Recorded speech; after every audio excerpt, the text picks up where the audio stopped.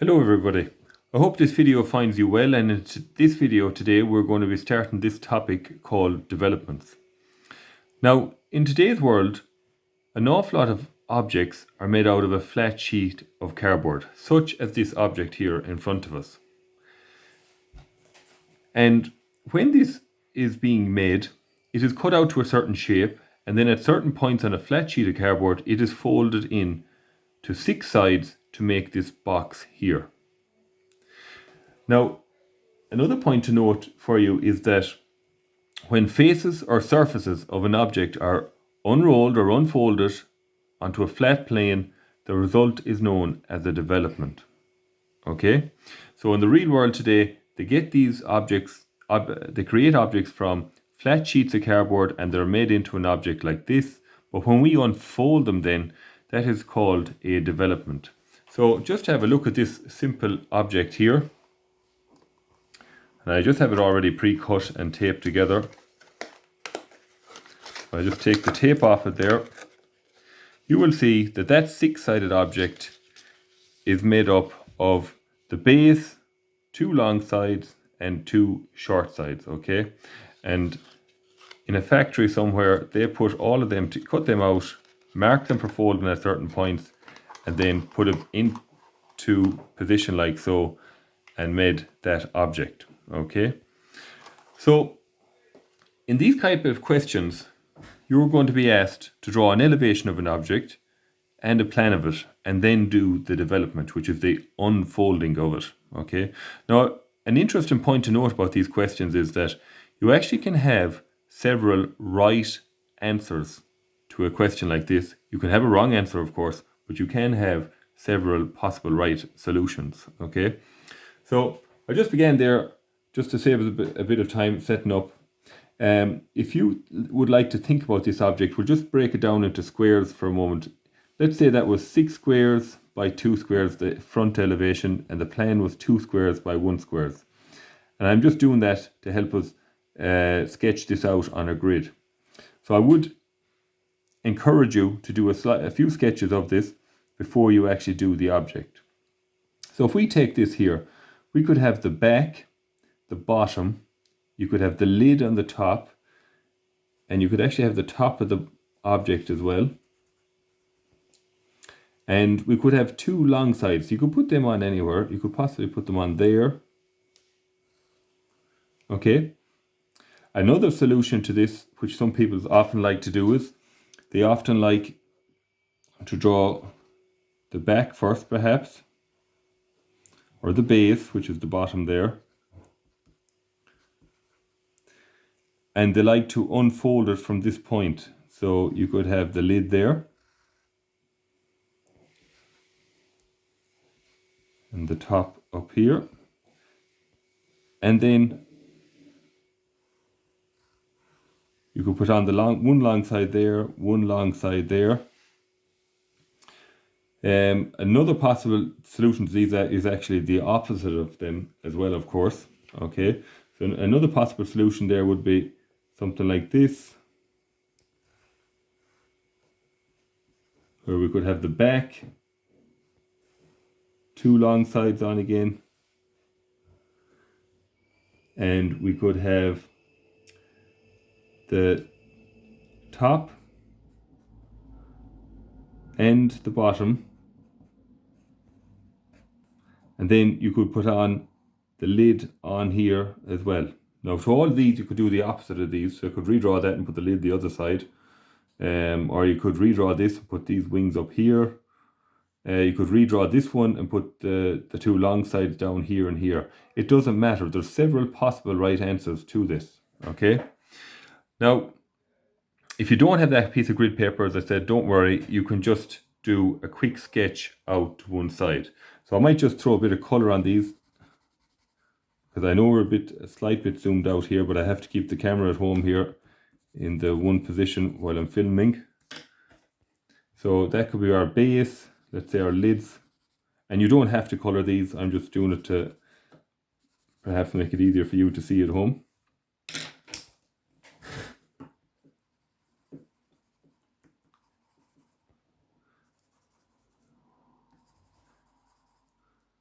Now when you're doing objects like this, of course, like the top and bottom are the same, the two long sides are the same shape, and the base and the lid would be the same shape as well, in order for them, you know, to make a regular prism.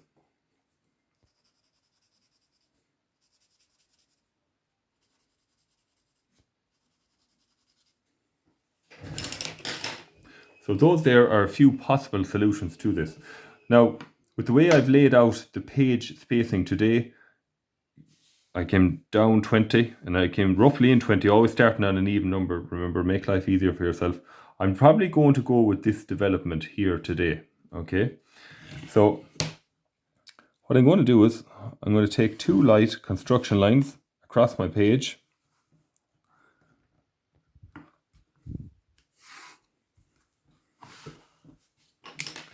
And wherever you want, you can begin the development. So as I said, I will have all the measurements for this for you up on OneNote.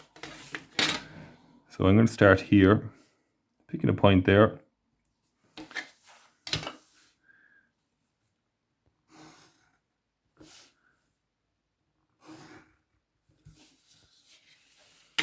And I'm going to draw the back of this lid here.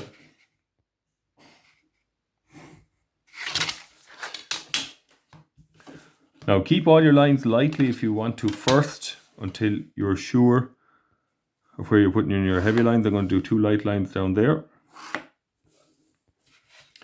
Now I'll show you why in a few minutes. I'm not marking in all the lines heavy first of all.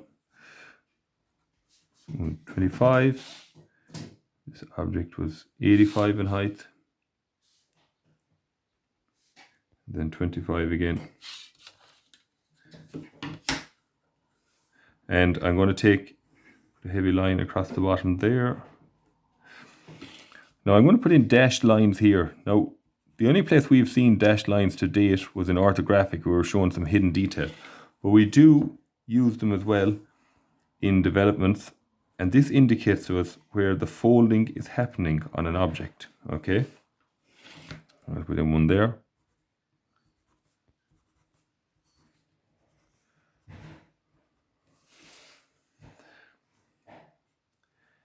And I'm actually going to move now, and I'm actually going to do a slight variation from this. I'm actually going to put the two wings out here, okay, in this one. So that would be actually another possible solution. So if I was to sketch that, I could have again the base, the bottom,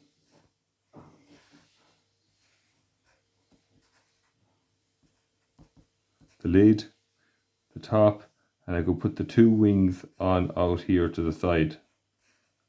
Okay, and the reason I'm doing that is because I put in two heavy lines there, so it's just going to save me rubbing out. Okay, so it doesn't matter, as I said, you can have more than one right answer to these.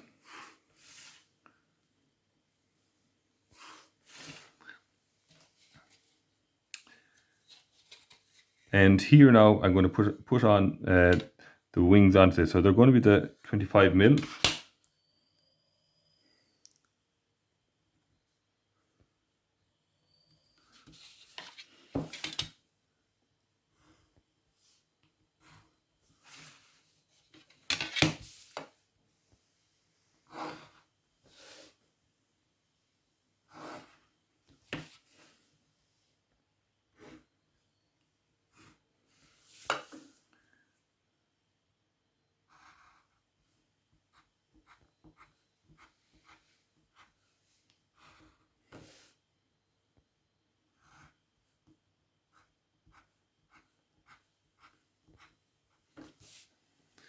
And that is my development finished there. Okay, so if I want to quickly, you could label it in if you want to, okay, but I don't think there's any need really. Okay, so I've got the back up here, I've got the bottom, I've got the lid, I've got the two long sides, okay, and then I have the top there. So I know if that folds together, you could imagine the two long sides folding up like this. These two short guys would fold up like so, and then the lid would just flop over to close off that rectangular box. Okay. Now, the last thing we're going to do, and I'll just sketch in this just to make it stand out again, but the last thing we're going to do after that is a 3D sketch of the box itself. So it's very important that we keep working on our sketching skills, because as part of your CBAs that'll be coming up next year, it is one of your key skills that you'll need to show off.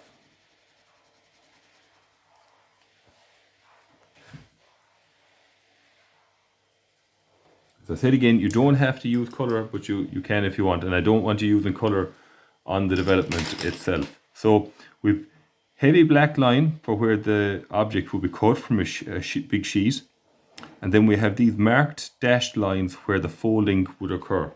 So these would be called folding lines,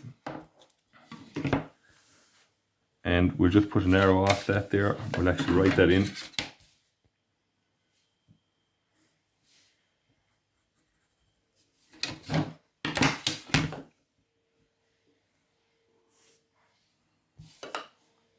We'll come down.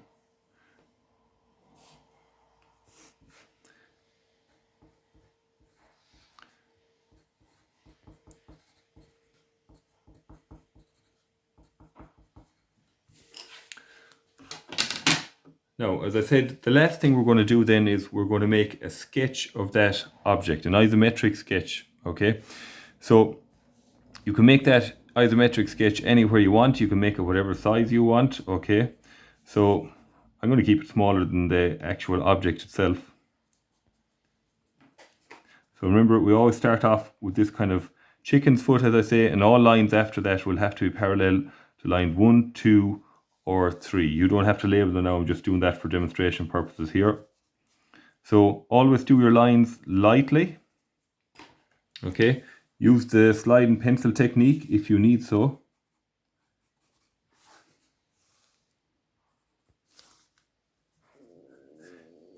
And it doesn't matter, how many light lines you have.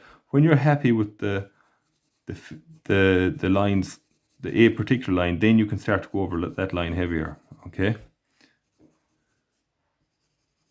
Now you don't have to put any writing or anything like that. It's just the 3D shape of the object that is what I'm interested in.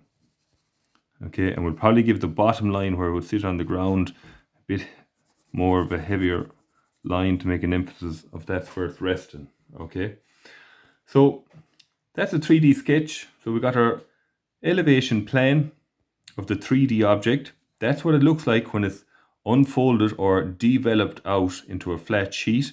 We have possible solutions down here, which is always the first thing I would actually go and draw. Okay, I just had that set up today in the question to save time. And okay, and then the last thing we're doing there is we're doing a 3D sketch of the object itself. So that's our first one, folks. As I said, the measurements for all this are going to be on the OneNote. Please go there. I hope you found this video useful. More to come, so please stay tuned to the channel. Take care, folks.